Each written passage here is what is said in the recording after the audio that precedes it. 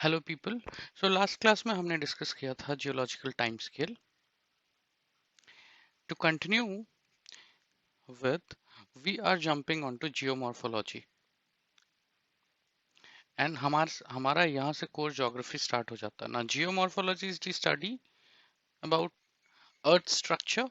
Geo is to earth and morphology is to structure. So geomorphology is the study of earth structure. So basically दो type के forces हम study करते हैं largely. Geomorphology पूरे hover करेगी दो type के फोर्सेस पे, that is endogenetic forces, exogenetic forces. Name खुद ब खुद ही सजेस्ट कर रहा है. एंडोजेनेटिक फोर्सेस मतलब अर्थ के इंटीरियर में जो भी फोर्सेस लग रहे हैं. लेट्स से एग्जांपल के लिए प्लेट टेक्टोनिक्स थ्योरी जो है, राइट, जिसके कारण बहुत वोल्केनिज्म अर्थक्वेक को बहुत अच्छे से डिफाइन किया गया प्लेट टेक्टोनिक थ्योरी में. तो ये सारे फोर्सेस जो कि अर्थ के इंटीरियर मॉर्फोलॉजी को चेंज करती है, वो सारे फोर्सेस एंडोजेनेटिक फोर्सेस होते हैं. और एक्सटर्नल फीचर्स को जो चेंजेस करेंगी वो एक्सोजेनेटिक फोर्सेस होते हैं. हम उसको लेटर में डील करेंगे. Now before proceeding with certain कुछ थ्योरीज हैं जो कि बहुत इंपॉर्टेंट हैं थ्योरीज. ऑल्दो आजकल मेंस में कभी पूछते नहीं हैं, वो ज़माना चला गया है, बट इसकी डीप एनालिसिस पूछ सकते हैं. सो हमें ज़रूर पढ़ना चाहिए एक बेसिक अच्छी अंडरस्टैंडिंग के लिए, जियोमॉर्फोलॉजी की अंडरस्टैंडिंग के लिए भी. सो हम फर्स्ट जो पढ़ेंगे थ्योरी, वो हम पढ़ेंगे कॉन्टिनेंटल ड्रिफ्ट थ्योरी. उसके बाद अथर की थ्योरी हम पढ़ेंगे, सर अथरॉम्स की theory. Then sea floor spreading theory पढ़ेंगे, सी फ्लोर स्प्रेडिंग थ्योरी. इसके बाद हम पढ़ेंगे प्लेट टेक्टोनिक्स. एंड जो सबसे बहुत इंपॉर्टेंट है वो प्लेट टेक्टोनिक्स ही है. But in order to understand plate tectonics हमें इन तीनों का आइडिया होना जरूरी है. Now before proceeding with these theories, ये थ्योरीज थोड़े से चैलेंजिंग लग सकते हैं अगर इस चीज को मैंने डिस्कस नहीं किया. आप हर किसी ने पढ़ा होगा दैट अर्थ को बेसिकली, अर्थ के इंटीरियर को थ्री पार्ट्स में डिवाइड किया गया है. That is, this is called crust, this is mantle and this is core, right.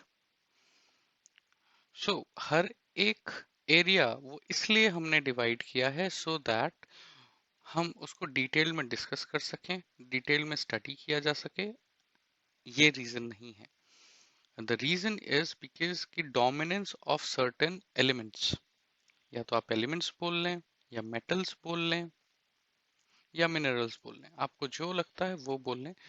In areas में basically dominance of minerals change हो रही है, इसीलिए तीन पर्टिकुलर एरिया में डिवाइड किया. हालांकि हम जब प्लेट टेक्टोनिक्स पढ़ेंगे तो क्रस्ट को भी फर्दर एरिया में डिवाइड किया है, डेजिग्नेट किया है. हम बेसिकली उसको प्लेट टेक्टोनिक्स में पढ़ेंगे. अभी लार्जली आप ये समझिए कि अर्थ के इंटीरियर को तीन पार्ट में डिवाइड किया, क्रस्ट, मेंटल, कोर, जो कि आपको पहले से आई बिलीव पता होगा, और नहीं पता है तो हम तो पढ़ ही रहे हैं. सो अगर कमिंग टू कोर की अगर मैं बात करें, in case of core, core part is dominated by nickel and iron, right. So आप ऐसे याद रख सकते हैं नीफे करके. नीफे क्यों? Ni stands for nickel and Fe is the ferrous, that means iron. Now बहुत टाइम तक हमें ये चीज समझ में आया था कि, या ये हमारी थ्योरी कहती थी, because of the dominance of iron earth is considered as a magnet. But ये अकेला रीजन नहीं है. सो बेसिकली ये पार्ट जियो मैग्नेटिज्म का है. And there are a lot of reasons why Earth is called as magnet and geomagnetism. Directly geomagnetism core आपके syllabus, जो general studies के सिलेबस, उसका पार्ट नहीं है, ऑप्शनल का पार्ट है. इनफैक्ट ऑप्शनल के सिलेबस में भी मेंशन्ड है जियोमैग्नेटिज्म. अगर आपको खासा दिलचस्पी है तो आप इसको पढ़ सकते हैं. फिलहाल हमारे इतना ज़्यादा ज़रूरत का काम नहीं है. एंड एक अगर आप ग्लांस मारेंगे तो आपको ये पता चले ओवरऑल अंडरस्टैंडिंग के लिए, बिकॉज ऑफ द रोटेशन ये मैग्नेटिज्म प्रोड्यूस होती है एंड आयरन डोमिनेट करता है, प्लस यहाँ पे रोटेशन के कारण जियोमैग्नेटिज्म होता है. इसके अलावा आप एक डिटेल आप डिस्कशन कर सकते हैं. हम बेसिकली कंटिन्यू करते हैं. कोर हमने कर लिया, मेंटल की बात करते हैं. Now in case of mantle, ये जैसे कोर हो गया, that is nife. Now mantle is dominated by sima. Now this is not a name. Sima is to silica and Ma is to magnesium. Now अब आप ये बोल सकते हैं SIMG क्यों नहीं किया. It's up with you. और ये बेसिकली बेसाल्टिक रॉक्स से डोमिनेटेड होती है, इसलिए ही इसको एक डेजिग्नेट किया है एंड कोर से अलग कर दिया है इसको. ना सिर्फ ये हम आगे फर्दर इंटीरियर ऑफ अर्थ में पढ़ेंगे तो यहाँ पे बहुत सारी डिसकंटिन्यूटी है. डिसकंटिन्यूटी क्या है वो अभी फिलहाल मैं नहीं बताऊंगा, क्योंकि अभी बेसिकली अंडरस्टैंड करने के लिए हमें थ्योरीज की नॉलेज होनी बहुत ज़्यादा ज़रूरी है. मेंटल के बाद हम कोर की अगर बात करें तो कोर में जो डोमिनेट होता है वो बेसिकली होता है Cl. That is Si stands for silica again and Al stands for aluminium. Right. Now अगर हम क्रस्ट सॉरी हमने कोड लिख दिया, beg pardon, this should be crust. Now in case of crust, crust वाला जो part है वहां पे एक होगा continental crust,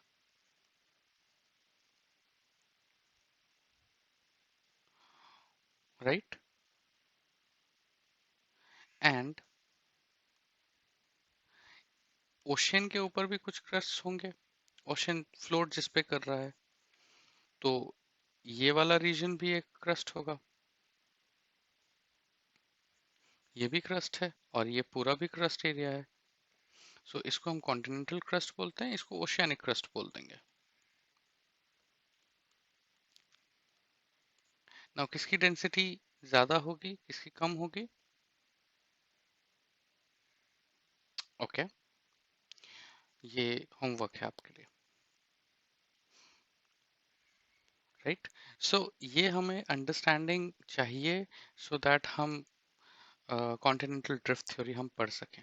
so will continue in the next class जहाँ पे हम कॉन्टिनेंटल ड्रिफ्ट थ्योरी के बारे में हम पढ़ेंगे. Thank you very much. Till that time keep reading.